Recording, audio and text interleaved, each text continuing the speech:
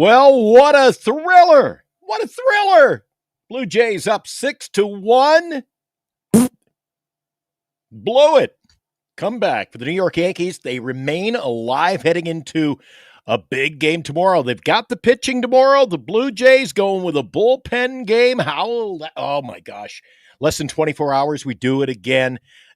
Blue Jays still have the 2-1 edge. And meanwhile, in Detroit, the Mariners doubled up the Tigers. We're going to talk about it tonight with Lou Marston, my special guest, on the next edition of Giants Playoff Sports Talk Live.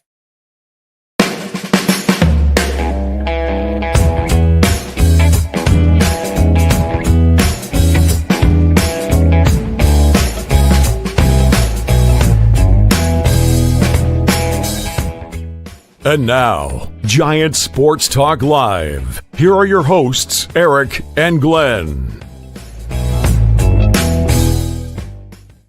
All righty, Glenn in with my special guest host, Lou Marston. Welcome in, Lou.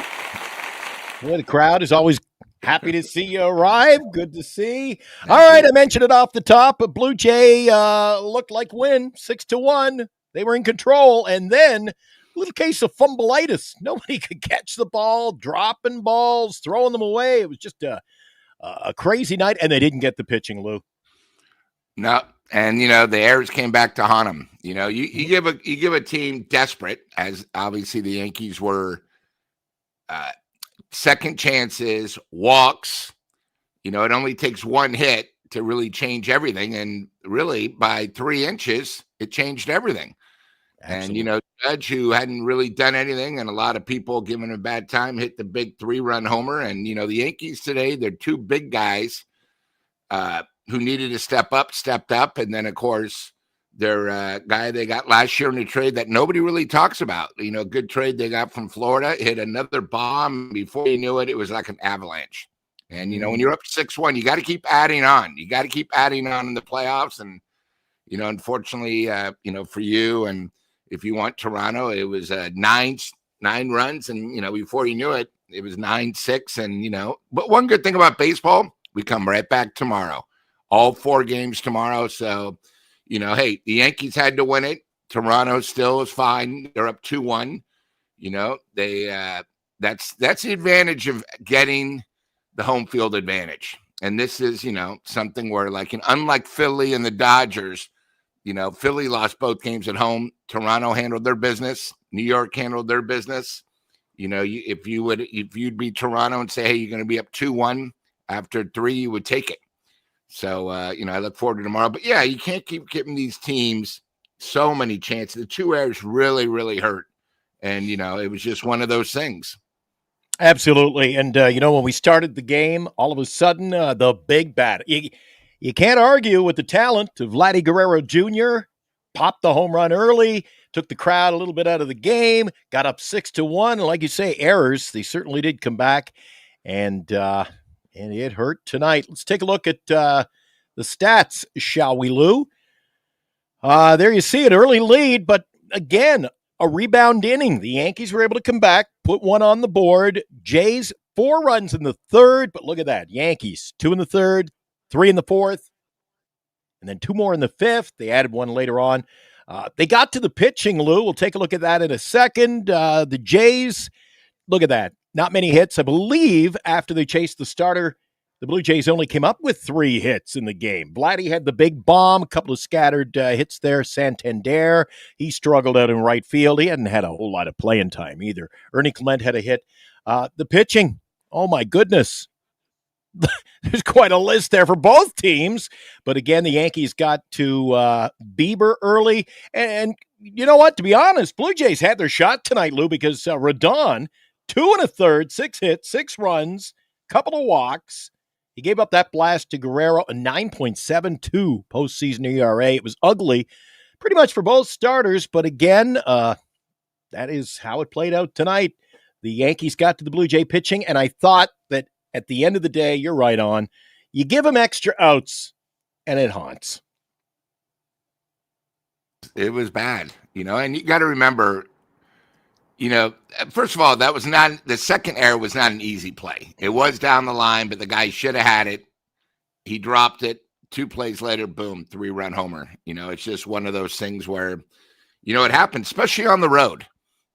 Things happen on the road, funky things. It's Yankee Stadium where anything can happen. So, it happens. You know what? It's playoff baseball. Like you Yeah. said, Lou, they go right back at it in the Eastern Zone. For the folks in Toronto, 11 minutes from now, it is tomorrow. So not a whole lot of time. They go right back at it. But if you're a playoff team, Lou, and you're going into enemy territory, even though you're up 2 games tonight, you cannot you don't deserve to be a playoff team when you're booting the ball around like that. Yeah. And again, I use the phrase a lot. You go up, and it's the most amazing thing. You go up 2-0 right away. You can't get a shutdown inning. Then you go up 6-1. You can't get a shutdown inning. They all add up. It's just one of those things. And, I think you got to give the Yankees a little credit tonight too. They made them pay, a couple 2-out hits. They basically saw the door wasn't nailed shut. It was open. They kicked it through, and they got the 9-6 win. And I thought it was pretty cool today too to see Eric's buddy, Mr. Duvall, came in and actually showed up, and he's actually pitching sort of decent. Yeah, there you go. And earlier today, I to be honest with you guys, and it's tough for me to talk about it. I didn't catch much of the Seattle-Detroit game because it was such a late start. They were rain delayed by about 3 hours, so we didn't do a post game for the Seattle-Detroit by virtue of. I mean, the game was only over for a little while, and then we knew we'd be coming on doing this. In that game, Seattle scored 2 in the third, 2 in the fourth, and they got out to the 4-0 lead. Got some runs later on that came in handy. 8-4 the final score. Gilbert was the winner, and Eric's buddy, Flaherty took the loss. And what do we got? Let me just take a quick peek. So you got a full slate of action tomorrow. You got Seattle, Detroit at, let's see, 12:08. Yep. 2:08 Milwaukee and Chicago. Then at 4:08, you got the Jays and Yankees. That's a late afternoon. The night game's going to be another dandy. It's probably the best series of them all. Philadelphia at L.A. Nola versus Yamamoto. I think the Dodgers sweep. They're back home, and Yamamoto's going to be tough. But I think all of the games are going to be good tomorrow, but I think it gets better as the day goes along, Lou. When you get that Seattle-Detroit game out of the way, then you got, all right, Milwaukee Cubs could be a good one. Then Toronto Yankees going to be dynamic again at Yankee Stadium, and then they save the best for last. And you got to remember, tomorrow, there might not be any more baseball after tomorrow. All the series could end. Yeah? Yeah.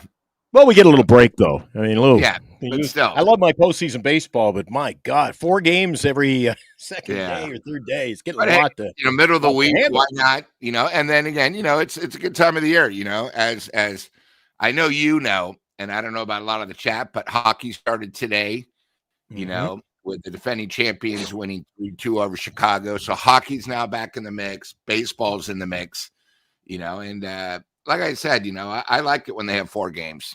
It's a little bit different for me, because I start the work day, get half of it done, and then baseball starts every 2 hours. Boom, boom, boom. Oh, I am aware that hockey is underway. I had a nice little ticket going tonight. I had the upset. Pittsburgh blanked the Rangers 3-0 on opening night. Florida, they came back in the third for the win, 3-2. And then right now, they're early in the second. Colorado 1-0 over L.A. But that's, like you mentioned it, hockey going. We got NFL. We got the CFL playoffs around the corner for you and I, Lou. Saskatchewan. The Rough Riders, the green and white. It's a great time of the year, though, isn't it, Lou? Oh, yeah. Good time. And then, on that note, look who's decided to come in. I love it. Who graced us with his finger. The finger. That's right, man. Woo! Now that we've discussed it all, Lou. Now that we've talked about it. No. Thanks for tuning in tonight, guys. I tell you what, man. What hell of a game. Look, I watched a little bit of the Seattle and Detroit game, but because it was delayed, I was like, I'm not missing this New York and Toronto game because it was going to be something. And it lived up. Man, what a damn game. Here I thought Toronto, man, they come out with a 6-1 lead, and you're like, forget about it. And then it got to 6-3. And then the momentum changer, Aaron Judge, he hits that blast. I mean, Did you see where that pitch was and how did he turn on 100-mile-per-hour ball that was inside, a little bit elevated, and he turned on it? He not only did he turn on it, he almost hooked it foul. Hits the foul ball. It literally missed by 6 inches of going over, and then it hit it like 2 inches on the side. Unbelievable, man. I mean, that's what that's what you pay the big guys for. You got correct. Vlad Guerrero Jr. making his best impression of Pete Rose sliding into home base. I mean, it was just the game was just incredible. It was perfectly scripted for playoff baseball. Momentum shift, guys. Right? There is definitely a momentum shift, and I'm pulling for the Toronto Blue Jays. Sorry, Yankees fans, but man, that was something. Again, you got to be able to pitch the ball, even when you got a 5-run lead. If you're not pitching the ball, you give that opportunity of the Yankees to get back in it. Giving the edge to the Yankees tomorrow, Lou, with the bullpen game going for the Jays. Well, I mean, again, desperation for the Yankees. They're at home, but I really think the quick turnaround sort of helps Toronto. They can put this beside them. Just say, hey, guys, we have no worries. Let's just play our ball. Let's get, play. We know it's a bullpen start. If we can just survive till like the 4th to 5th inning, the pressure's going to be on the Yankees because they have their ace. I really think, it's going to be one of those things where, New York obviously thinks they're going to win it, but I still think Toronto has just a little advantage just because of the quick turnaround. It's not, it's one of those things. And, as we said last night, the playoffs don't really start until someone wins on the opposing team. So, but no, hey, I'm excited. 4 games tomorrow, midweek, really helps everything out. And all of them are elimination games. Yeah, every single one of them is an elimination game. And and I'll tell you what concerns me for Toronto, you got Cam Schittler. Cam is going tomorrow. And his last outing was pretty damn remarkable. Now, here's the thing. Glenn, we've talked about it with Skubal. We talked about it with Max Fried. Skubal, even after he had that epic start in Cleveland, was able to come back. He had a good game. Had 9 strikeouts, went like 6 or 7 innings. Max Fried, on the other hand, didn't do too well. Now, let's see what this young kid can do. Again, he's young, hasn't thrown a lot, so he might be raring to go. So I'm telling you that kid tomorrow, he could play some havoc. Let's see what happens. Because one thing that the Blue Jays are good at hitting. I mean, Casey Mize is going for Detroit tomorrow, 14-6, Eric. Yamamoto, 12-8. Yeah. Everybody got caught up on Schlittler's play the other night. Big game, Red Sox. It was huge. But, I mean, he's 4-3, so he's a 500 pitcher, Eric. I mean, I'm not overly excited if Look I'm a at the ERA. Schlittler playing. Look at the ERA. He shut down a pretty good Red Sox offense. I didn't see it. I disagree. I don't think the Red Sox had much of an offense to begin with. So? Nah. They're okay. Red Sox shouldn't have been there. They don't have much. 3 games in 10 days, and that'd be the biggest game of his life. It's going to be the biggest elimination. 100%. So I just think the other thing is, I think something we got to talk about is we don't know how the weather is going to be. I mean, obviously, I think the game in Detroit was very affected. We don't know how the weather is going to be in New York tomorrow. Tomorrow, sunny skies, clear skies tomorrow night. Game time, 63 degrees. Going to be a beautiful night for ball. But again, until you've done it, I mean, obviously, he's a young kid, 3 games in 10 days. Yeah. It's just something different. He's not like, Webb where he's earned it, but, it'll be rocking. Correct. And again, I think it's really the Yankees. If Toronto, if they can stay close, maybe either tied or maybe have a 1-run or 1-down lead by 4, the pressure's all on the Yankees. You know what we're seeing too in that series, guys, is each team has their Superman, whether it's Judge or Guerrero, and then it's a cast of characters. And both, I got to hand it to them, Judge and Guerrero, they're lighting it up in the postseason now, especially in this round. Judge, big home run tonight, like you said, Eric. How he fought. He wristed it. He wristed it out and high off that pole. That was, a moon shot. And then you've got Guerrero, who's just, when he gets one, look out. So both of those guys, and I think Guerrero is 9 for 13 in the postseason, or 8 for 13. Otherwise, he'd bat around 600. I mean, that guy, the stars came to play, and they shine in this series. Absolutely. No, you're spot on. Gosh dang, man. And then, of course, with now the stars that aren't shining are the Philadelphia Phillies, man. I don't know what the hell's going on with them because their top three isn't getting anything done. They're going to look, if they want to stay alive, they're going to have to do something tomorrow. But today's game, man, you remember how I said before the postgame, you can almost feel when things are just changing. You can feel something is going on here. After that Judge home run, it just felt like it almost like let the air out for the Blue Jays just for this game because they wind up giving up doubles all over. Jazz winds up hitting a deep one to right field. It just felt like it's like son of a gun, man. It's just how are you going to stop the bleeding? Unfortunately, the Toronto could add on. You got to be able to add on. And look, they got their 6-1s pretty damn quick. And then it stopped the New York Yankees bullpen actually got it done. I think they had altogether, 7 strikeouts with the Rodon didn't do shit, but everyone else came in and stepped up. So how about Duvall? He came in today. Yeah, we were talking about him and how he came in, and he's been actually pretty good in this whole postseason. He's gotten blank innings. And one of the keys tonight for the Yankees, too, was crooked numbers. Yeah. I mean, the Judge 3-run shot, they were able to just, they didn't have to chip away. They were right back into the game with a couple of swings of the bat. So that was a key, I thought, too. And again, hats off, Aaron Judge. I mean, he's playing like a beast there for the Yankees, trying to keep them alive. They must have been in a cage batting against Louis Varland's freaking. You know how they got a pitch machine where they can replicate? Do anything, yeah. Right? They had to have him loaded up in the machine because they were tattooing him. I mean, this is 100 miles an hour that this guy's throwing, and they were not missing it. The Jazz, I mean, that one, gosh, that was right down Broadway. But Eric, one of the things I said with Glenn is, people sort of forget it was last year they made that trade for Chisholm. For Chisholm. Jazz. Yep. Very underrated trade. Now look at him. I mean, he's a completely different player. And I think one of the things we talk about with Chapman and Adames, it's amazing. You're a good player, but when you have guys helping you out like Judge and Stanton, you become a great player. And that's really why we keep saying the Giants need a star, because Chapman might be good batting 6th or 7th. But when you have these guys, I never saw Chisholm as a guy like this. I mean, this guy's been unbelievable. I just wanted to bring that up. A nice little trade under the floor that nobody really talked about. And, he's been huge for them all year. But, Eric, I think what's great about this, 4 games tomorrow, baseball playoffs at its finest. And, there's nothing like it.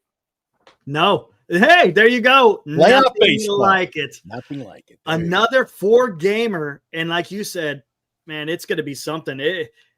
And with all 4 of them, I mean, like I said, if a certain team wins, the other team's going home. Damn, I tell you, it could all be settled tomorrow. Both CSs could be settled tomorrow. So I said just before you came in, Eric, I said to Lou, in my opinion, just the teams involved, I feel like the momentum builds. You got Seattle, Detroit. I'll watch it. Then you've got Milwaukee, Chicago, a little more interest in that. Then you got Toronto and the Yankees, followed by the Dodgers and Phillies over at Chavez Ravine. It seems like it's going to come to a crescendo tomorrow night. That Philly Dodger, I mean, if the Dodgers sweep the Phillies, and Lou, you're talking about guys who, are superstars. Where in one series you've got the stars shining, Judge and Guerrero. I mean, namely, those are the 2 guys who you look for on each team. But I mentioned it to you guys last night. Whatever happened to Bryce Harper? He ain't no superstar no more. This guy has had an average year. His home run totals were down. He just, did he take the money? And this is what just seems to be the problem in baseball. Guys get their big bankroll and then. Well, I think how many years has he been with Philly? Is he coming up on like 7, 8 years? Him and Machado signed the same, right? They both signed the 10-year deal, which now you would take at $300 million. Yeah, I know. Right. How many years? I mean, we don't have time, but you know what I mean? I think the one thing is there's so much pressure on him, and he's maybe lost just a little bit. But when these guys are coming up throwing 98 miles an hour with so much movement, a couple of years, this is why, I know Dan brings up Chapman. In 3 years, you think Chapman can't hit now? How is he going to be in 3 years? Right. If you notice the two studs that we talked about, Aaron and Vlad, they're both young. They're both really young. They're not over 30, 32 like, some of these other superstars. And you got to remember, it's hard to step up all the time. Again, it's a big difference because Aaron Judge, before that homer, what's wrong with the guy? He can't do anything. He's not getting homers. Even though he was batting like 380, people, the expectations are just so big. But also when you're getting paid that, you're supposed to come through. That's why you pay him all that money.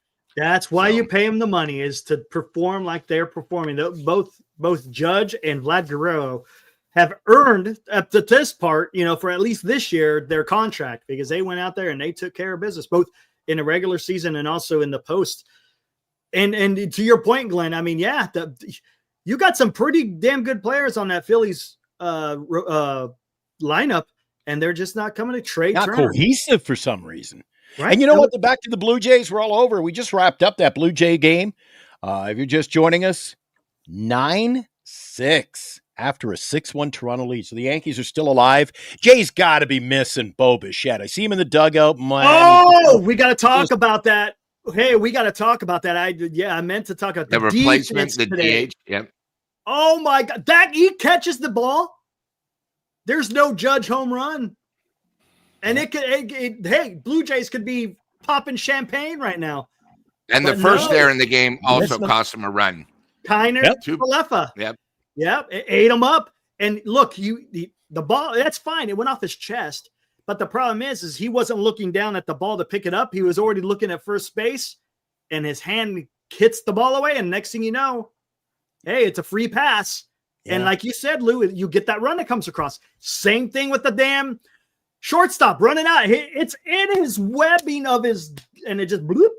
I just said that to you, didn't I, the other night, Eric? I made the comment to you, Eric, and it stands pat tonight. I said to you in the playoffs, you can't be giving teams 4 and 5 out innings. You just can't do it. As soon as that happened, two things you can't do, in my opinion, in the postseason. You can't walk the leadoff batter, and you can't be booting the ball. Right. Jays were doing both tonight, and thus they lost. You know what? They deserve to lose, in my opinion. That's fair, right? You got to do the small things. How many times have we talked about that? You play fundamental baseball and you do the small things, more times than not, you're going to come out ahead. And unfortunately, because of the deal, and you had Santander trying to dive. By the way, can we talk about why is Santander even in a lineup? I understand they paid him a lot of money, but why did they keep about the guy who's got to be like brought in slowly? He didn't. Where was his rehab? I didn't even know where. Dude, this is the playoffs. Play the guys that got you there. Yes. I didn't understand it. Lou, what did you think? Did you think they should have started Santander? I mean, at least he fouled the ball off batting right. Once he went to the left side, he was just fooled. Again, this could go, hey, you're missing the bat of Bo Bichette. You know what I mean? You're missing his bats. You got to put somebody else in because you feel you need to. But yeah, he couldn't do anything. He's not earning his pay. It's one of those things where I just thought overall it was a bad game for Toronto, and again, maybe they were looking ahead. Hey, we're up 6-1. Could have been, It was one of those things. Hey, we got him. But again, you got to keep adding on, and we got a chance to bury somebody, because New York at night sort of reminds me of Coors Field. You never have enough runs, especially with that team. Right.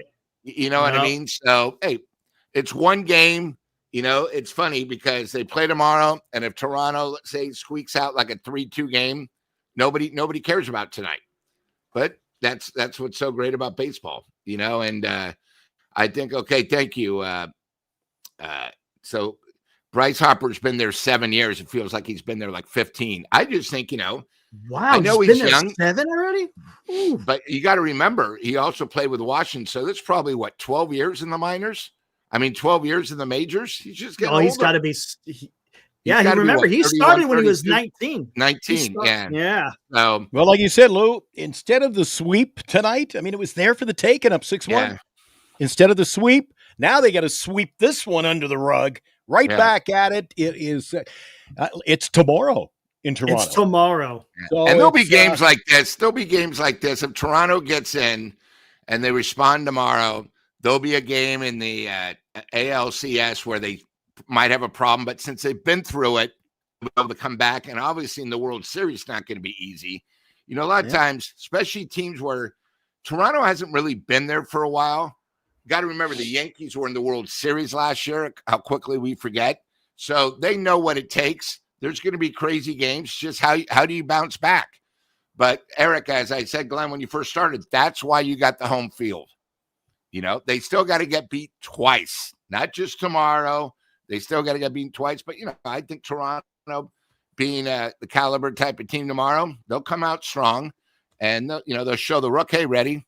You're not ready for prime time yet. And, we'll see it. And I think Glenn brings up a good point. You know, I'm excited, but it's just going to get better and better and better. And the fact you talk about home field advantage, they'll go back, don't they, to Toronto for the final game. Yes. And what did I mention last night? The Blue Jays 1-8 versus the Yankees at the Rogers Center this year. 1-8. So as my dad would say, Yankees are overdue. Yeah, but numbers speak for themselves. They've won 1-9. Glenn, the Yankees are 1-8, not Toronto. Yeah, they're 1-8 at the Rogers Center. The Yankees, they own them. They own the Yankees. Yeah, I'm just making sure. I got it. Gotta be careful though. It's postseason time, man. You know how that goes. I think the Jays, the bats come tomorrow. I mean, you can shut them down for a game and the errors. Just tighten it up tomorrow and do what you do. Just know your role. Play your role. And that's the thing. If they start pressing, like you said, I think you summed that up nicely. Go out there and do what you've done all year. Don't change anything. You start pressing, and that's when mistakes start happening. You just can't do that. I was looking at Bryce Harper. This is his 14th professional year, Lou. 14th. Unbelievable. Did you realize he's got a 13-year deal with Philly? He's still got 6 more years left on that contract. Because I thought they both were 10. That's right. Machado signed a 10-year deal, $300 million. He's about to be 33 in about 10 days or so. And Eric, the Giants almost had him. They were so close. They finished 3rd out of 3 teams trying to get him. And then I thought, Eric, tonight, another very interesting stat. And there you go. I got my Bryce Harper Blue Jay hat on there. All right, there you go. Yeah, he wears it so high. His hat is always up. Like he looks like he's 7'2". It's the same thing with what's his name, the quarterback from Kansas City Chiefs. His hat or his helmet always looks like it's sitting higher than it should be. I'll tell you something I heard tonight that's sort of crazy. Detroit Tigers have not won a home game since September 6th. Let me repeat that. What? They have not won a home game since September 6th, more than a whole month. So no way. That ain't getting it done, man. That's not getting it done. No kidding. That's a crazy stat. Yeah. So, the Giants are losing. Eric, there you go. I hope you're writing that. Take notes tonight, Eric. Take notes. I know you love your Tiger notes. So if the Giants have a bad September next year, you can say, that's what the Tigers last year. You love going back to Tigers. 2025 Detroit Tigers. Yeah. They don't, hey, the Giants, they got close, but not enough. Only good in horseshoes and hand grenades. But again, this is what playoff baseball is all about. It's just watching the excitement. Who's going to step up? Who isn't going to step up? Right now, as far as this series here, the Blue Jays and the Yankees, it's the big guys who are stepping up. It's not really, you could say the stars. The one youngster I would say is Trey Savage, and we're going to see him if it goes to a game 5. That's who's going to have to be. Can you imagine this? A rookie who had 3 career starts in the regular season, shuts down the Yankees in game 2, and yet he's going to pitch the pivotal elimination win or go home game. I don't know. They were saying that about Schlittler a week ago, Eric. So yeah, he did the same thing. It was win or go home, right? No, was it? Yeah. Wasn't it? Was it a win or go Friday home? Friday night prime time in Toronto. And you never get, you don't even get to take you just take a deep breath. As Eric would say, breathe in. Through the nose, not through the mouth. Breathe out. And we've got 4 tomorrow, and they're going to be just as good. It's going to be something. Matter of fact, let's bring that up real quick. Let me see. This is what's on tap tomorrow. Seattle and Detroit at Detroit, 12:08 start. Bryce Miller versus Casey Mize. Milwaukee at Chicago, 2:08. Quinn Priester against Jameson Tyone. Again, you find that one on TBS, True TV, or HBO Max. Toronto at New York, FS1, 4:08. Undecided because it's going to be a bullpen game against the Cam man. I'm not even trying. I don't want to butcher it. And then the one that the icing on the cake, so to speak, is the Philly at Dodgers. Can Philly stay alive? Aaron Nola versus Yoshinobu Yamamoto. There it is. Oh, my God. Like Lou said, we got hockey tomorrow night to watch, Lou. I put my bets down on hockey, and then I've got Game 3 of the WNBA playoffs. You know, I'm lucky. I use the Fire Stick, and I get to do the split screen. I'll have at least 3 games going tomorrow night. Wow. I'll have at least 3. I mean, you know, Bernice is always asking, do we really need 3 TVs? I still want one in the bedroom, and that is off the table. I said, I can just lay here all day and watch. You'll never leave. No TV in the bedroom. So yeah, so it's funny. You bring up the Fire Stick. For people that don't have a Fire Stick, it's about this big. When you hook it up, you literally can get everything. Yes, everything. I mean, on a given Saturday, I get like probably 30 racetracks. I have on 2 screens, and I can pick any college football. You know, I don't need, with the ESPN. I don't get all of it. I mean, Lou, I pay for mine. So yeah, all right. Well, I'm just, throwing it out there. So if you ever need a nice gift for dad for Father's Day, or a good Christmas gift for a buddy or dad, little Fire Stick, $34.99.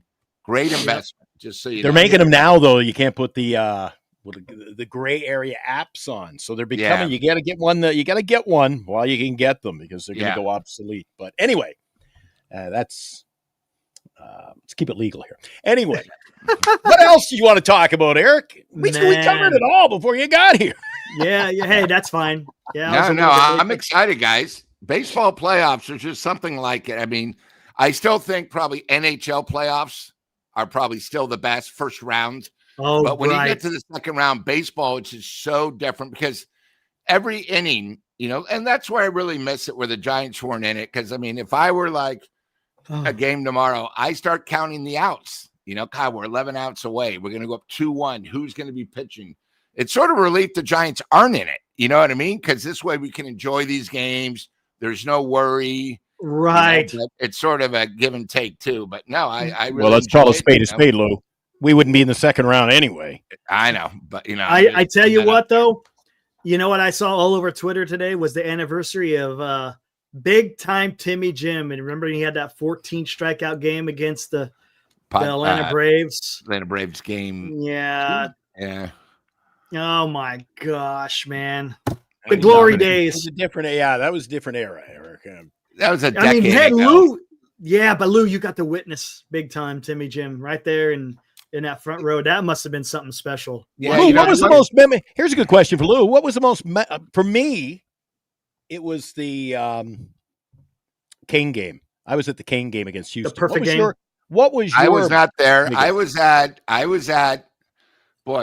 the second no-hitter against San Diego. No, the first no-hitter in San Diego. I was at the racetrack and saw the Giants. I think it was 146 pitches when we got the no-hitter there. I was at Bonds 500, 600. His when were you there for 656?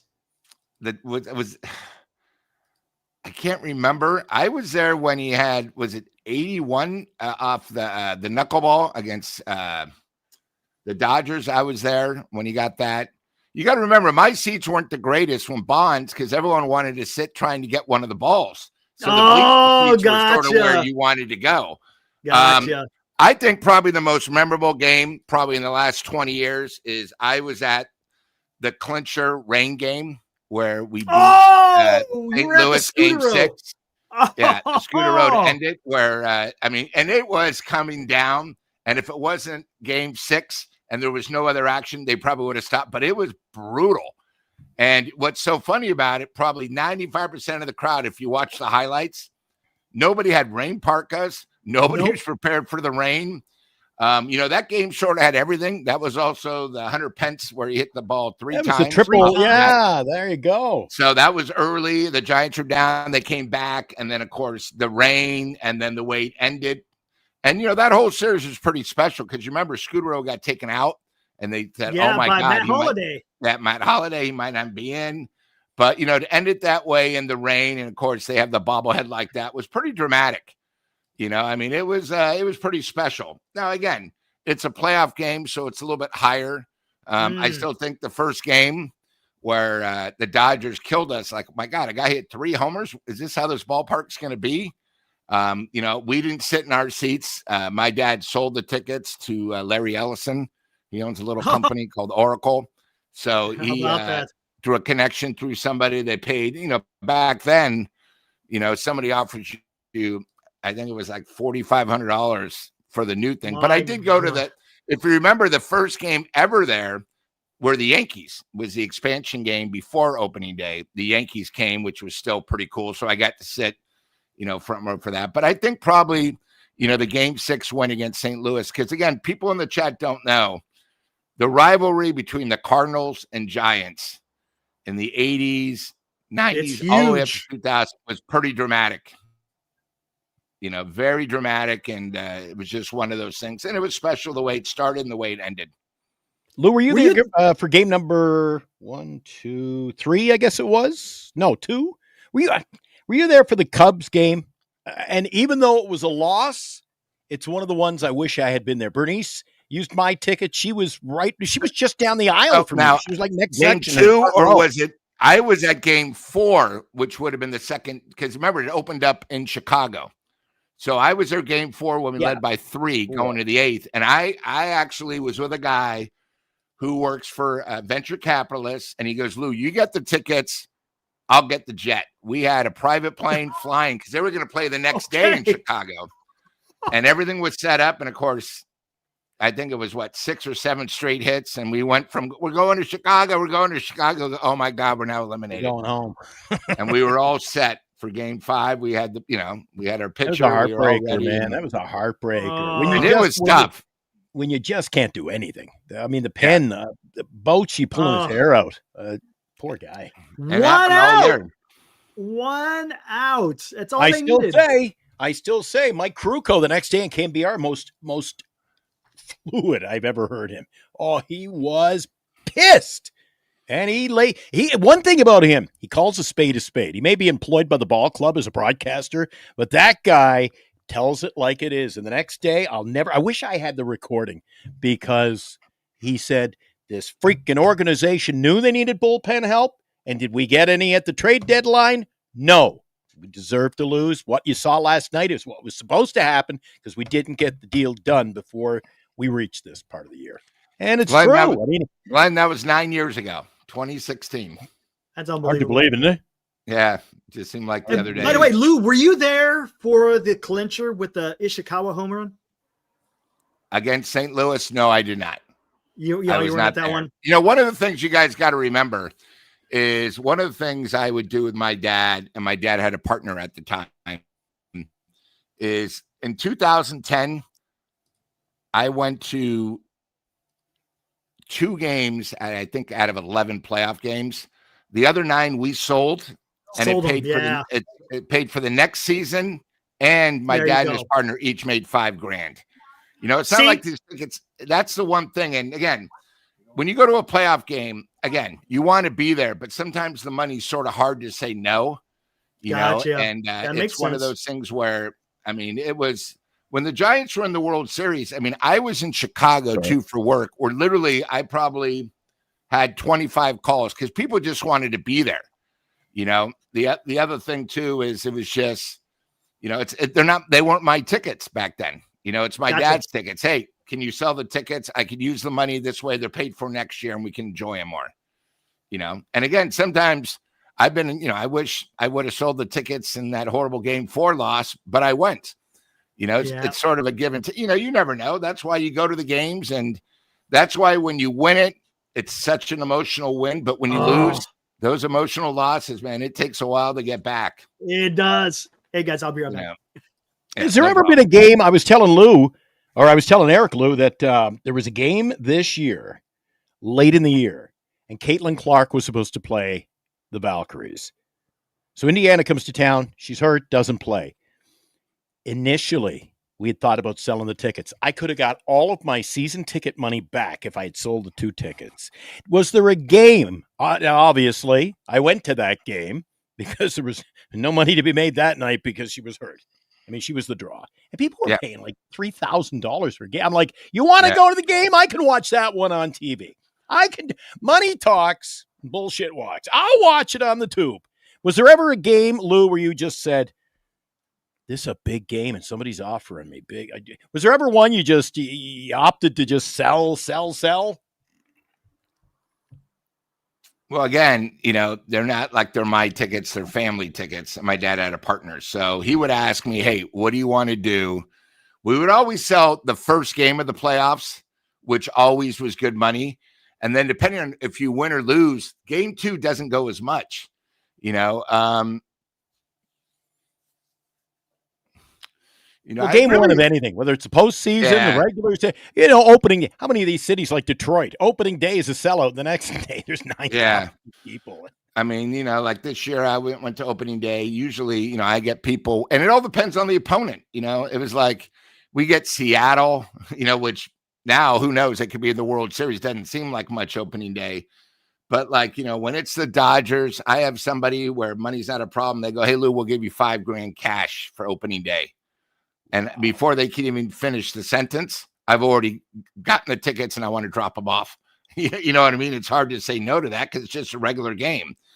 I don't really sell much. I do more like concerts. There's a venue in Sacramento. They have Thunder Valley. They have a place called The Venue. Like Def Leppard played there. And I had second row aisle seats. Tickets cost me $145. I sold them on StubHub for $1,250 each. I've seen Def Leppard 5 times in the last 8 years. So what I try to do is put money where it's so outrageous. If somebody takes it, and again, that happens a lot where like sometimes you're on StubHub for a Giants game and you go, what is this guy doing? He wants $2,500 a ticket where everything else around him is like $500 because he'll say, hey, I'll give it up for $2,500, but anything below, I'm going to the game. It's one of those things. I mean, again, you can almost say the same thing. Was there so many times where you wanted to sell it and you didn't, and was it worth it? The days of selling your tickets, Lou, to a Giant game have gone by the way of the dodo bird because you can get in for $5 now. So yeah, it's changed. It's changed a lot, and again, one of the things that Larry Bear praised, and he doesn't really praise much anymore, is we've had a sellout for 236 straight sellouts. This year, if you notice, they only said they had 14 sellouts. Yeah, it seemed like every game they had more. Now they still did 3 million, but I think next year, like I said on an earlier broadcast, it's going to be very tough because these weekend games, when you have Colorado, that doesn't really draw. You're going to have Chicago, you're saying it's going to be tough. So we'll see how good the marketing is for the Giants, because you can't just keep giving away the same things. Absolutely. They need a new marketing ploy there altogether. They need a new marketing slogan. I mean, I think they will. Season is based on that. I mean, they got my God, and ownership, especially Larry. I mean, tonight another sellout. I'm there. You're there. A lot of them, Lou, and dude, they're a lot empty. Larry Bear. You want answers? You can't handle the truth. He can't handle the truth, and he doesn't tell the truth. Can't handle the truth. There you go. Right. Yeah, I agree, because there were a couple of games, like the game I went with Eric and Marty Lurie. I mean, the upper level was empty, and I looked, and there was 34,250. Like, what? 34,000? Now I know there was a late arriving crowd. We even commented on that. Yeah, there was. It wasn't even 2/3 full. And again, then somebody in the chat goes, "Yeah, but those are tickets sold." Okay, well, they have a problem because there were a lot of games where I went to and it was like, are you kidding me? There's not even 25,000 here. No, that's a lot of. Isn't it ironic too that it's those are all sold tickets and they're all way, way, way up there. People didn't come. I just call BS on that. Yeah. I don't agree. Who knows what the hell they're doing? Or they give them away. Yeah, like that's during the summer. Yep. Especially during the summer where, at least growing up when I used to go to Candlestick, same thing with the Niners. If you had a milk carton and you would go on a certain day, you got in free. I think they let a lot of kids in the bleachers. I think the most popular day there for sort of the young generation are Thursday nights because they can go in the bleachers, drink, and, most of them don't go to school on Fridays. So, and then the weekend is more of those weekend deals, where you got to remember right field, which is only, I think, 3 or 5. It also includes food. So when you buy a ticket, it includes $25 worth of, food and drinks. As you remember, when you go with me, I get a free beer and I get 20% off. So they're really, it's not like they're selling. They're saying, hey, we'll give you a free beer too, and you get 20% off all your food. It all adds Wasn't up. that long ago I was going to some Oakland A games, and we went to an afternoon game during the week, but you bought your gas, and I can't remember. There's a little station if you're riding up past Post Street, down that way, the little gas station. You bought your if you filled up with gas, which you had to do anyway, they give you a coupon. You give the coupon and $2. Give them your toonie, Eric. $2 in your coupon got you admission to the ball game in the afternoon. It got you a beer and it got you a hot dog. They were paying you to go to the ball game. Hey, real quick, guys. Yesterday we made our predictions. We all went 1-1, right? Seattle won, but Toronto, damn them, they blew it. Tomorrow, let's do tomorrow. Got 4 games. Who do you got? Let's start with you, Glenn. Bryce Miller, Casey Mize. Who wins tomorrow, Seattle or Detroit? Okay, I wasn't ready for that. You're just throwing that right at us. Yeah. All right. No warming up in the bullpen. Just right to the game here. Let's go. Come on. Boy. I'm on the flip side of the coin here. Mize is 14-6. So you're up against a tough pitcher. But what did you say, Eric, was their record at home? They haven't won it since September. That's what Lou said. Lou said they have not won. They haven't won a home game since September 6th. And it's an elimination game. And today is the 7th. Tomorrow's the 8th. It's been a month.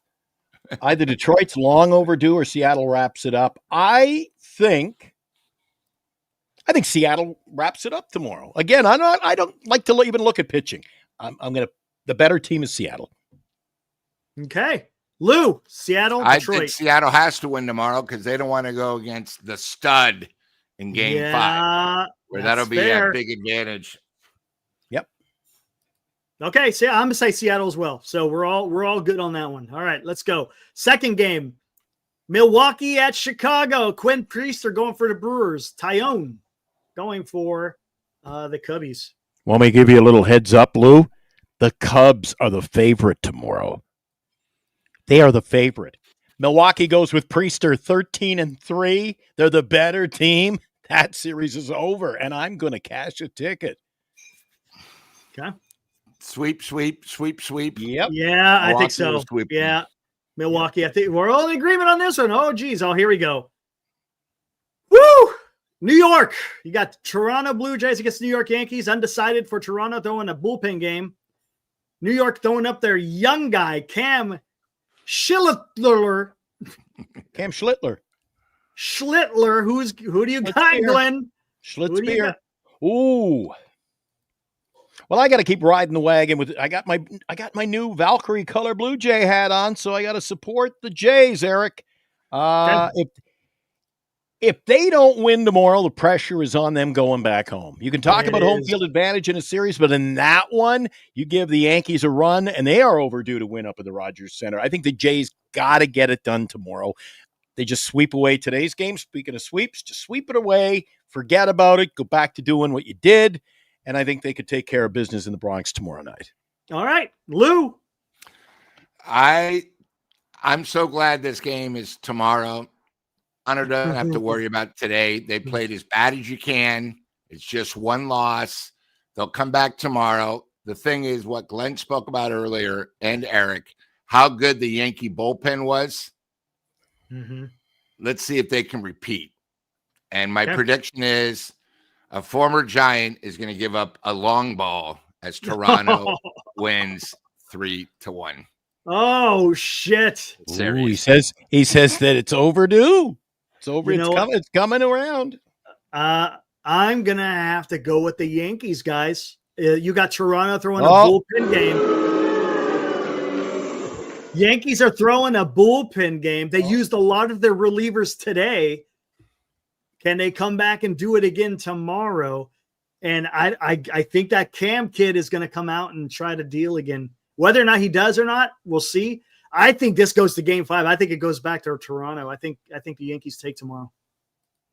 They got momentum on their side. That's a real thing. Momentum is a real thing, and I think the New York Yankees get it done tomorrow. All right, here we go. Last one.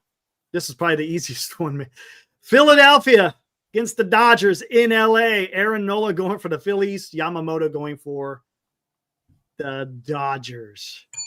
I'm glad you mentioned momentum, Eric. Dodgers have all the momentum. They're unbeaten in the postseason. They've got Yamamoto on the hill. Philadelphia, will the real Phillies step up to the plate? I don't see where their offense is coming from so far.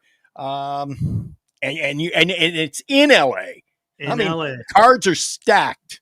As the new saying is, the Dodgers hold all the cards. Oh, okay. There you go. Lou?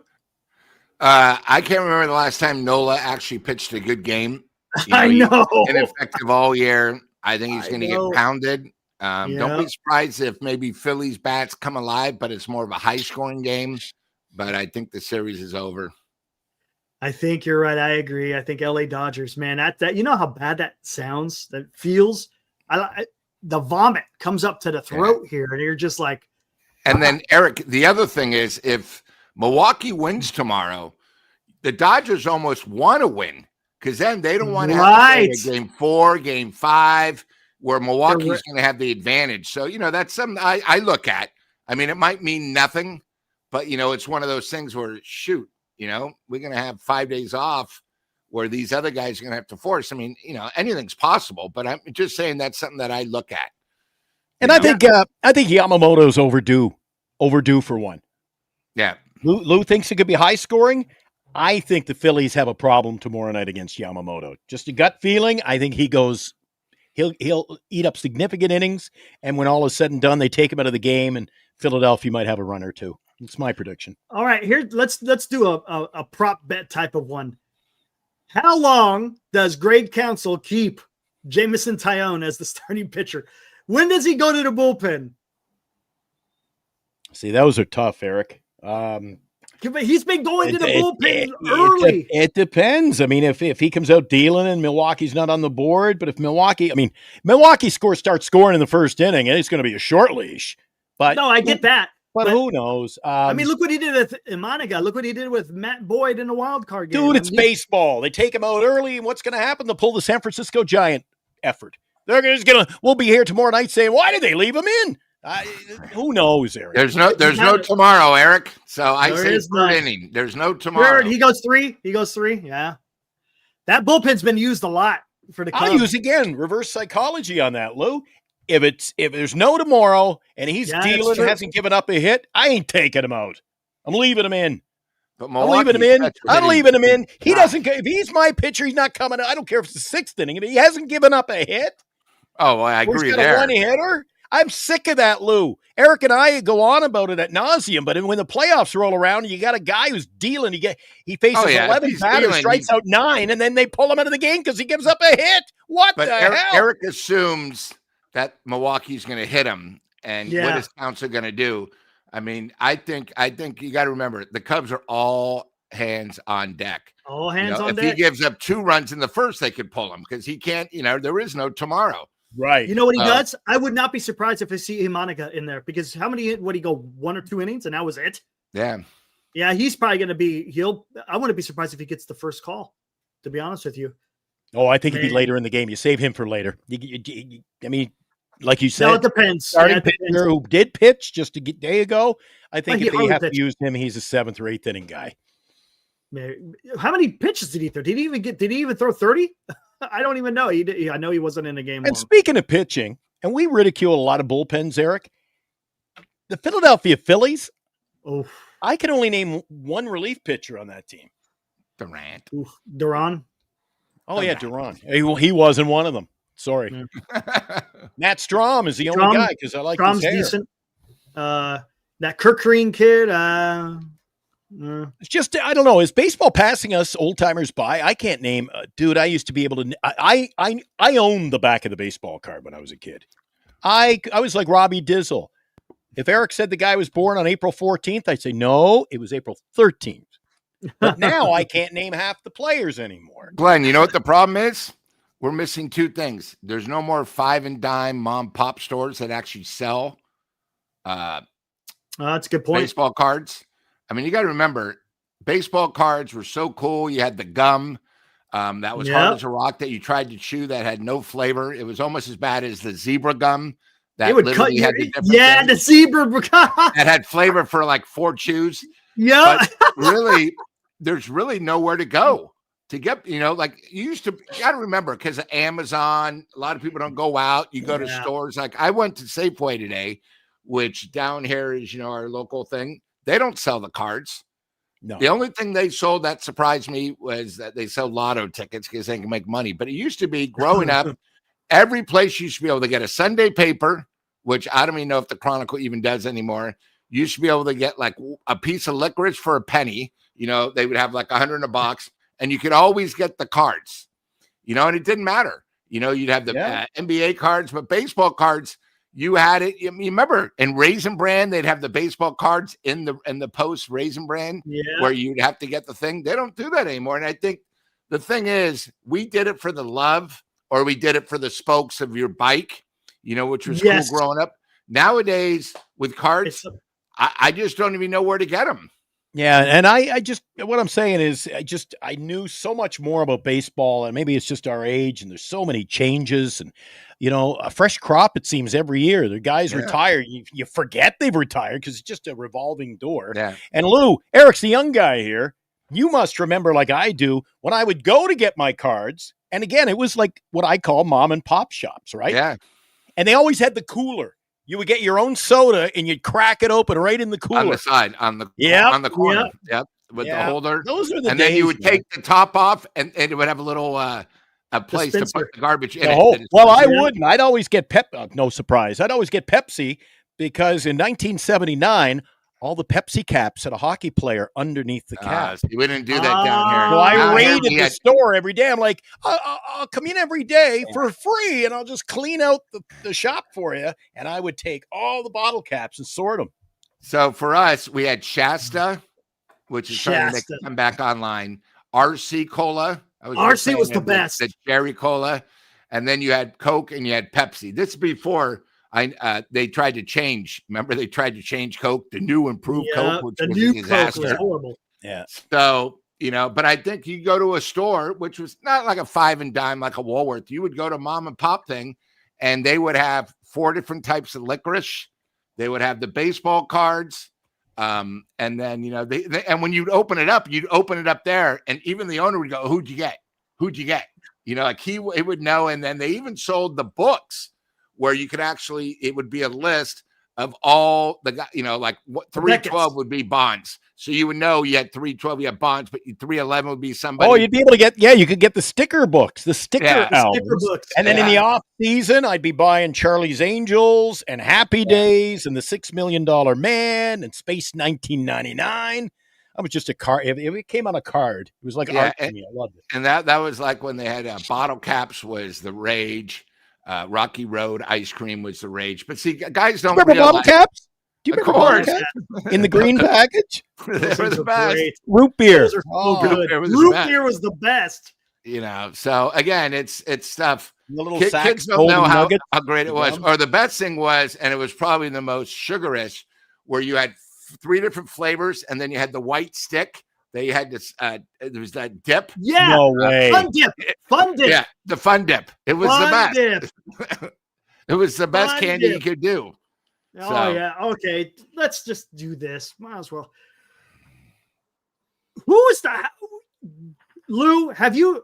I have not seen anyone saying that Hundley is the clear favorite. I just heard he's had an interview. That's all we know. Yeah. And look, and again, I don't want you guys to think I'm I think it's anti-Hundley. more Susan, Alex, because they don't know any better. And they don't know any better. All they're saying is, he's been interviewed, but that's all. How do we know? No one knows who the clear favorite is. The only one who knows who the clear favorite is Buster Posey and company, and they're not going to say anything. They're tight-lipped. How do you know he wants the job? We don't even know what job he's interviewing for because there's a lot of positions being open, right?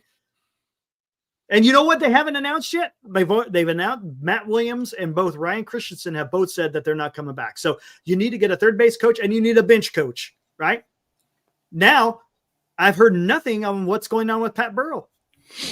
No one has said that he is not coming back or whether he is staying. It's just kind of out there. So sorry, boys. I just you wouldn't believe me. My daughter's in making a snack in there, so I'm rooting around. She said, "What are you doing?" They're called Lick-A-Maid Fun Dips. And I got some up in the cupboard here somewhere. The Fun Dip with the white sort of... The 3-pack. The white stick. They come in different packs. 3-pack. The Fun Dip. Yeah, I've got some. I got some here. How cool is that? They may be from 1977, but I still have them there. Or Pop Rocks. Pop Rocks were another one. Pop Rocks, when they came out, was huge. Yep. Yeah, I remember the little sacks. You get the little sack of yellow gum, and it was called Golden Nuggets. I remember when. Burlap. What was the other gum that shot out? Not Freshen Up. It was like a piece of gum. Bubblicious? No, when you bit down, something would come out. Oh yeah, they had Fresh Up. It was a gum that had some type of a. Yeah, they had the gel in the middle of them. Yeah, so when you bite it, yes. I can't remember what those were called. There was all this creative stuff they kept coming up with. You know, that was just that's how we learned. Did you guys hear about this? Like, remember Pop Rocks? You weren't allowed to put in Coke because of the bubbles, and some kid. The rumor was, he did it and he died. Hubba Bubba. They were Hubba Bubba. It wasn't Hubba Bubba. No, Freshen Up. No, Hubba Bubba was a gum. Bazooka. All right. I gotta address this. This. I have to. Eddie, hey, y'all, don't mean to be a downer. Currently heartbroken as a privileged cat papa who just lost his baby girl after a long battle with her illness. I please ask for y'all to hug your babies for me. Again, talking about his cat. Eddie, I'm sorry. I know how hard that is, man. You lose a pet like that, especially if they're very dear to you. It's almost like losing a child. It really is. It's brutal. Eddie, I'm sorry that you have to deal with that. It does suck. Just know that that your loved one is no longer suffering no more. So, yep. Man, at least two cat lovers right here. Yeah, absolutely, man. And some thumbs and little. Absolutely, along with all our others as well. I know. I just Googled it. Lou, it's Bubbaloo. Tutti Frutti Bubbaloo's. And I'll show you it. See, it's not called that. What is it? No, see, it was different. No, that's Bubble. No. This one actually came in like little squares. Squares. They were squares. Yeah. It was like Freshen Up. It was only out maybe 2 or 3 years. Here's one I got to ask even the crowd. There's Freshen Up. Have you ever used that? Is it Freshen Up, Eric? Yeah, that's what it is. Freshen Up. I'm looking right at it. No, we never had Thrills. I never even heard of Razzles until I saw it. You've never had Thrills? No, we didn't have it. Have you ever tasted Thrills? I've never even heard of it. It is. It's Freshen Up. I'll be a son of a gun. You've never tasted Thrills? Never heard of it. What is it? You, Eric? Nope. They still make it. They still sell it like 2 doors down here from my place where I'm sitting right now. 2 doors down, a little dollar store. They sell it. And their marketing ploy to this day. They've had it since I was a kid. When you chew it, it's purple. It tastes like soap. And what is their marketing? Tastes like soap. It still tastes like soap. Yeah. Toujours la why would you have it if it tastes like soap? Oh, it tastes so good. So fresh. It's okay. We got to talk about this now, guys. Let's get back to Hundley. If he is so sought, hold on. I'm going to ask a question. I want to ask a question. If he is so sought after, how come he's not? Have you heard him interviewing for any other team? Atlanta Braves, Who else is looking for managers? The Washington Nationals. Haven't heard a peep, but I did hear today one of the favorite now for the Giants is the guy in Cleveland. Oh, Albernaz. No, Craig Albernaz. Short name. Albernaz. It's got to be Albernaz. That's it. The bench coach for Cleveland, right? Yeah, I think it's Craig Albernaz. Is he the new flavor of the day? Who knows? I mean, we don't know. No one knows. All we can do is speculate, man. We all have our favorites. Glenn, I mean, how can you trust someone like Susan who thinks Edgar that Chapman is a Hall of Famer? You know, again, these guys get paid by the Giants. You know, Alex, same thing. You know, and again, I mean, he's just the flavor of the week. Flavor of the week.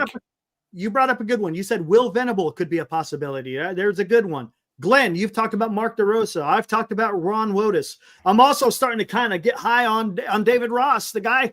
Hey, you know what thing? There's a lot of in common with David Ross and Buster Posey, by the way. Yeah. David Ross, you know where he's from? Georgia. You know what his position was? A catcher. He's a multi-World Series champion. He's managed before. Supposedly, he's got a great character guy. He was given 2 days. He's had 2 years off, and it's his second time back. And we talked about that. Sometimes, you know, you learn a lot managing the first time. And when you go back, you know what to expect. Sorry, it wasn't Cleveland. Bobby Crosby. A's ties. Who the hell's that? Never heard of him.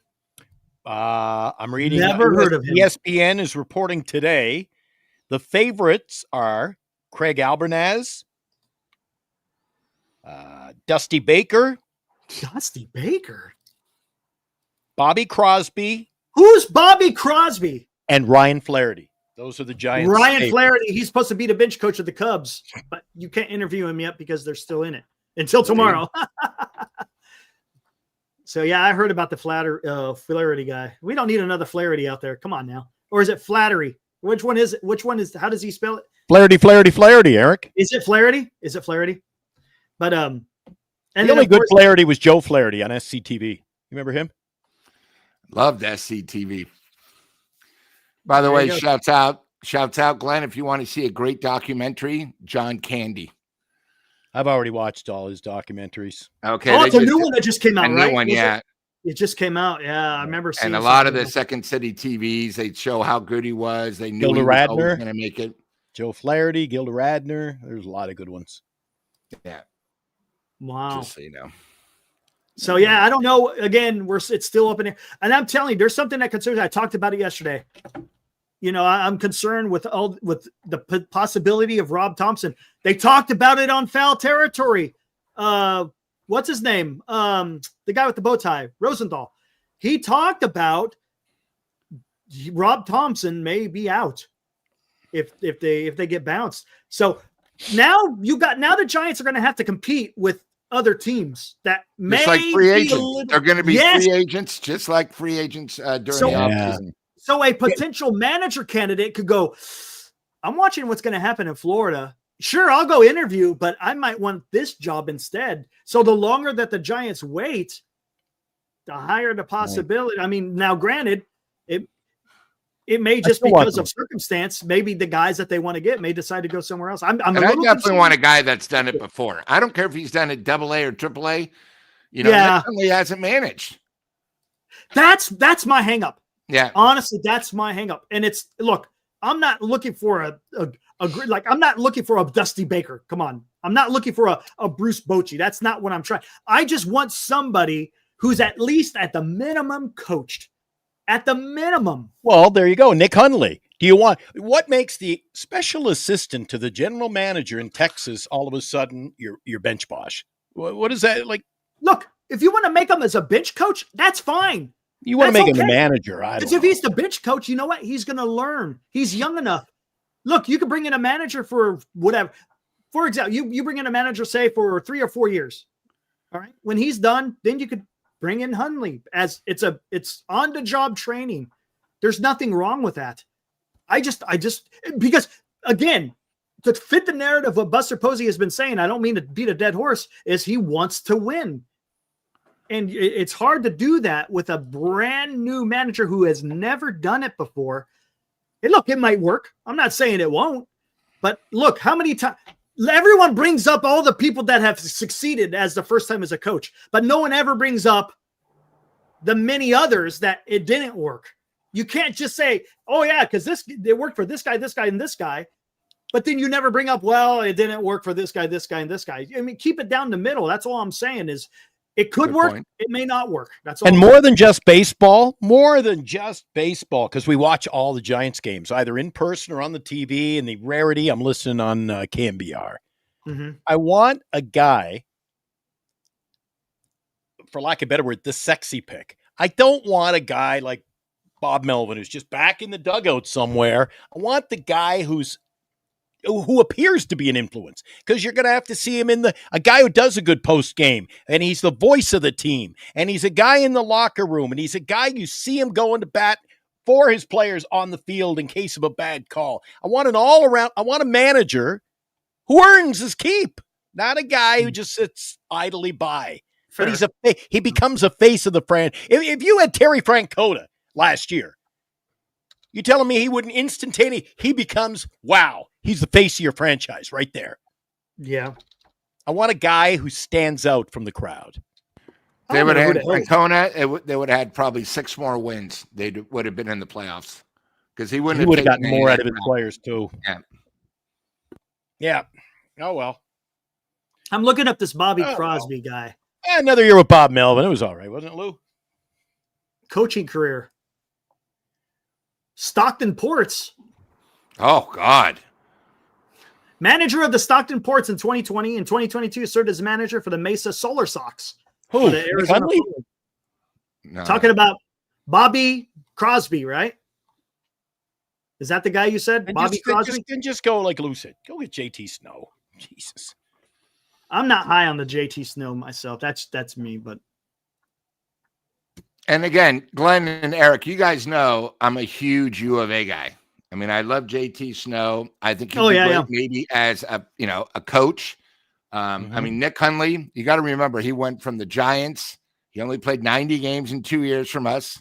It wasn't that great of a career. And then he went to the A's, and then he no longer. So one thing I ask about JT, and look, he's fabulous Giant, right? But can he toe the company line, so to speak? Because he's been pretty vocal on Twitter, when questioning the Giants. You can't do it. If you're trying to get in with the Giants and want to be part of the organization, you got to be careful. It's okay to criticize, but when you that's go why Will Twitter, Clark will never be. He could be a coach, but he'll never be the manager, because he speaks his mind. That's it's one of those things. And I think that's a great point, Eric. You got to do what the owners want. You have to, because you're being paid by them. Yeah. Right. And again, do you want your first job to be like that? Right. I have to report if I make a mistake on Sunday. I got to report to 42 people on Monday. With my top 3 reports. You want to see a guy who's at least going to stick around. And that's why it's an important hire, guys.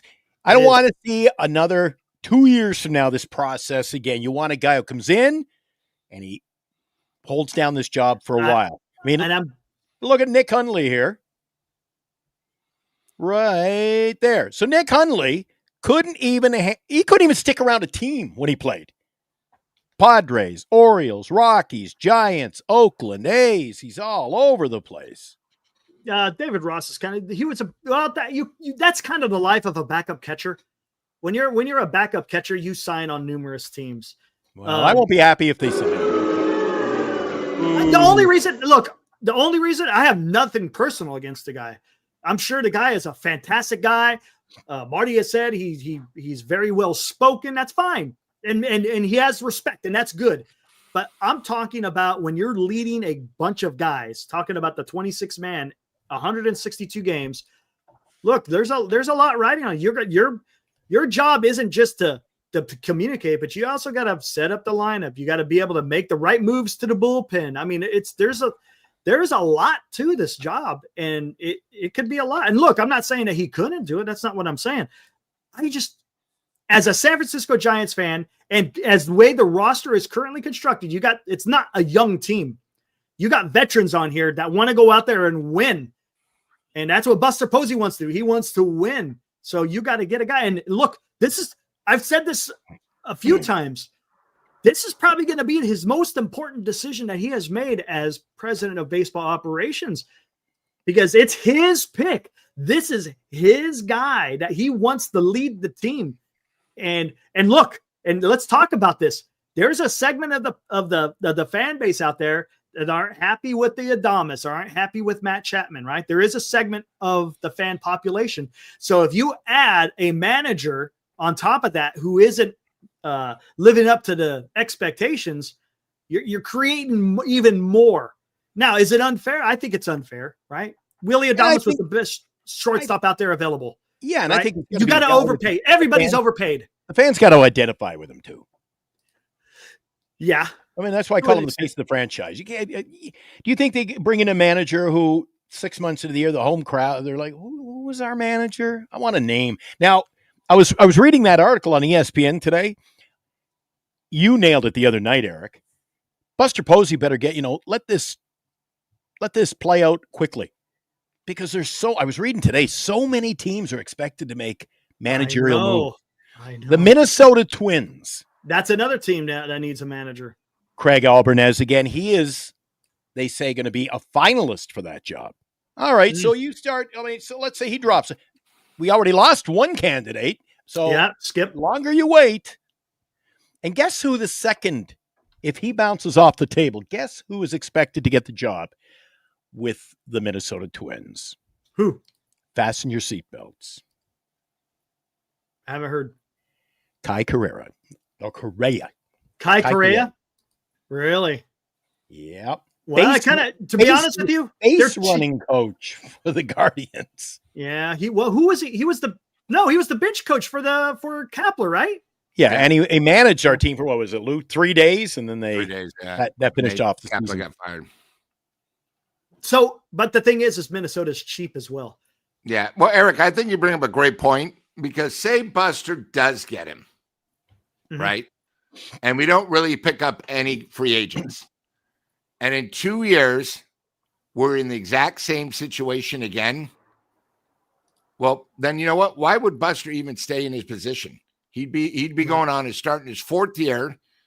His team can't make the playoffs. He's spoken a good game. He hired his own manager that couldn't do the job. His picks have all been disaster. That's where you might start thinking, hey, 3 or 4 years down the line, Buster, you know what? I can't do this job. And then we're in a worse situation. So with this being it, this sort of will be the whole entire offseason. So, you don't want to take a long time, but this is more important than a free agent that we got to pick up. It is. Because of the big big contracts, Insane Sports Takes talks about that lineup. That's not a playoff lineup. You got to remember, next year, guys, Atlanta's going to be healthy, so they're going to probably take in one of those spots. So it's really going to be probably one spot between 3 teams trying to get it. And I don't want to see Drew Gilbert, Lee, and Patrick Bailey in our lineup, because they're not going to make a difference this year. It's amazing. And you don't know Ramos. The other thing, too, and I know, I think it was Glenn or one of you guys spoke it, the Giants have been so lucky on their starting pitching with injuries. Webb hasn't had a problem. Ray didn't have a problem. Yeah, the Shamrock came out, I mean, a couple of our ball players, like Chapman got injured a little bit. Casey seemed to get hit. But, they were very blessed compared to everybody else in the major leagues where, I mean, there were some teams that had one pitcher and probably 2 fielders, and everybody else was injured for, an amount of time. And the Giants have been blessed on that. It's not going to happen like that every year. You know what I mean? So I think it's one of those things where this hire has to come through. Buster said, hey, the fans deserve it. Well, we deserve then, Buster, if we're going to talk like that, we need a first-class manager, not a buddy of yours. Yeah. And again, hey, he's a U of A guy, so I'm going to support him. I got a few photos where I went on the field and met Nick Hundley, but he's not a difference maker in my mind. And I think we need a difference maker. Okay. And that's a good point. That's exactly a good point. how I think feel. the Giants kind of need that, right? I mean, here's the thing. you can't keep swinging on these extremes. You had Bruce Bochy, then he was great. Then you overcorrected and went to Kapler. Kapler failed, and you went over back to a Bruce Bochy type and Bob Melvin. And now what do you do? Are you going to go back to like a Kapler type, or do you want to try to get in the middle where it's someone that's, I don't want to say it's, and as Glenn said, but it's someone that's solid. And Eric, you brought up a great point. If Hundley's in such demand and the Giants want him, why isn't he interviewing with anybody else? Correct. Right. Especially with all these openings. All these openings. You got openings all over the place. Yeah, and on top of that, you got, look at the names that have been thrown out. Vitello, okay? No. Hundley, Hallberg, Bobby Crosby, that's the Craig Albernez. You know what the issue is here, Eric? Kurt Suzuki. None of these are bona fide managers who they're going to have to pay through the nose to get, who are qualified immediately to step in, and there's the manager. Any of those are hired, Eric, I'm going, well, we don't know how this will play out. We'll have to wait till see. You got to get me a name. You know what? And look, it's not even just the name. It's not a name. It's what he is. A guy his managerial traits. Yes, and here's the thing, because there's something else you got to think about here too. Lou, you talked about our big contract guys. You're going to have to get buy-in from guys like Chapman, Adames, and Devers, because they're the ones that are getting the job done, so to speak. And if they don't have buy-in with the new manager, you're creating a recipe for disaster. You got to have to get buy-in from the players saying, hey, I can relate to this guy. Granted, if it's a new guy, it's going to have to be earned. But if you get a guy, as you said, Glenn, if he's got a quote unquote reputation, well, then maybe it's a lot easier. So when he comes in, because all the players said they love Bob Melvin, right?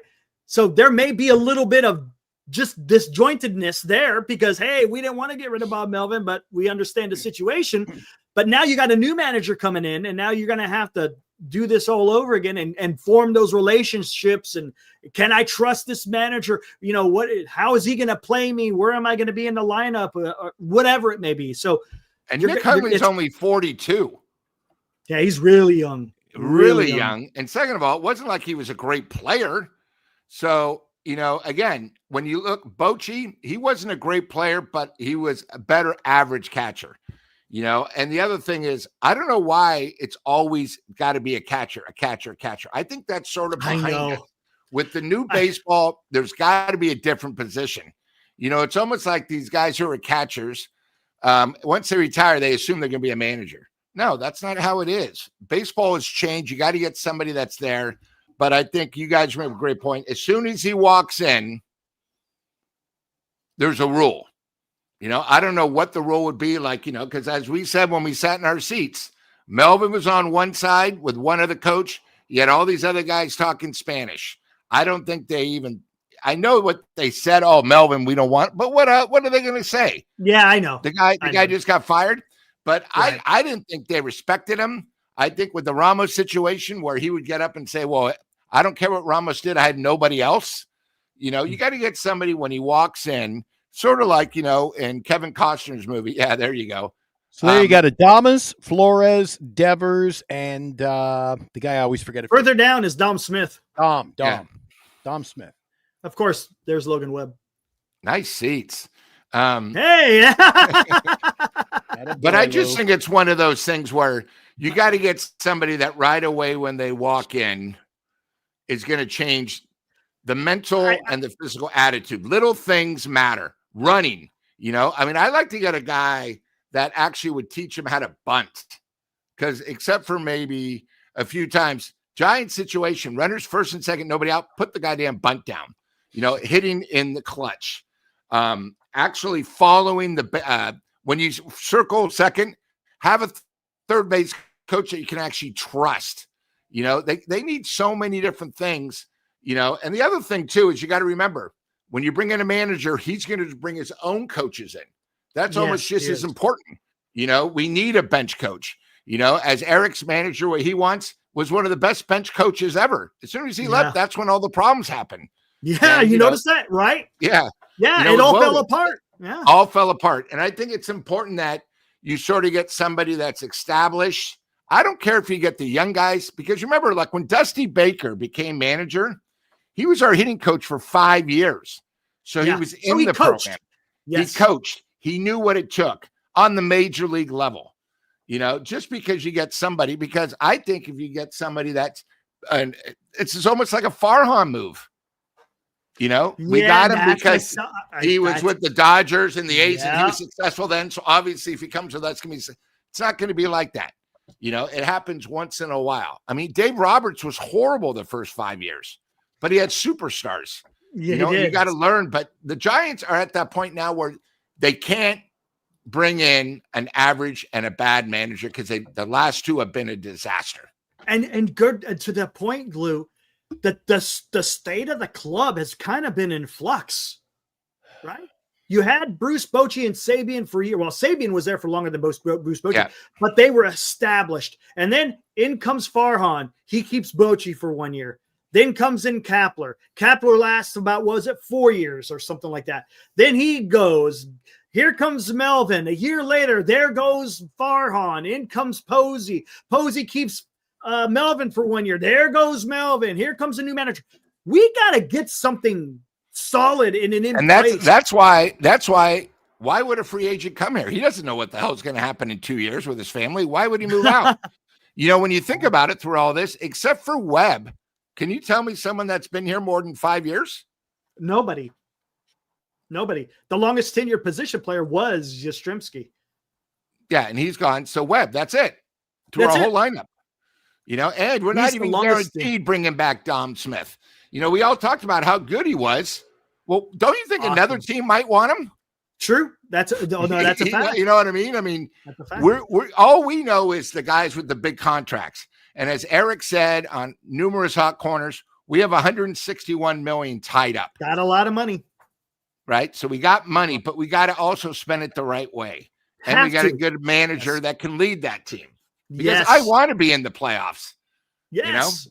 We all do. Like right? it. Yeah. And come up with a new slogan. Have the manager come up with a new slogan, please. Thank God. I think we're about done, Eric. My God.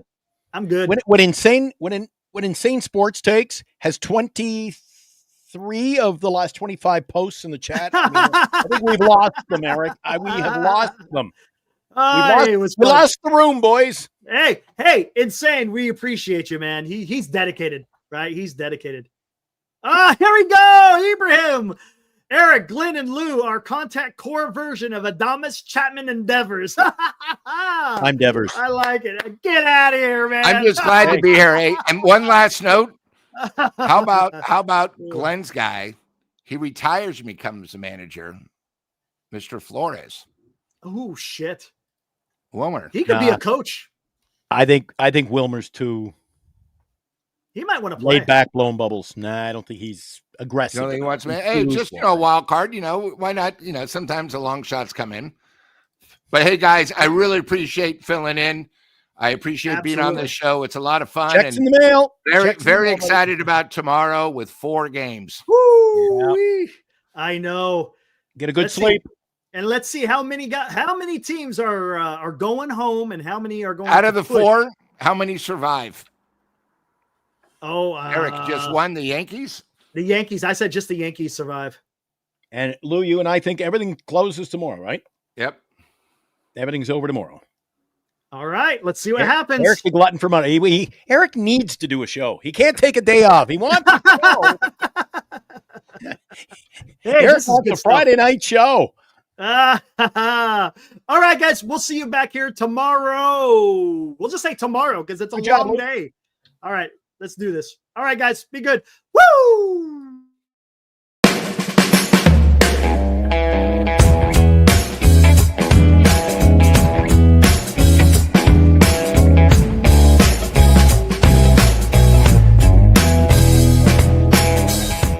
You've been watching Giant Sports Talk Live with Eric and Glenn, a Northern Lights Entertainment Broadcasting production.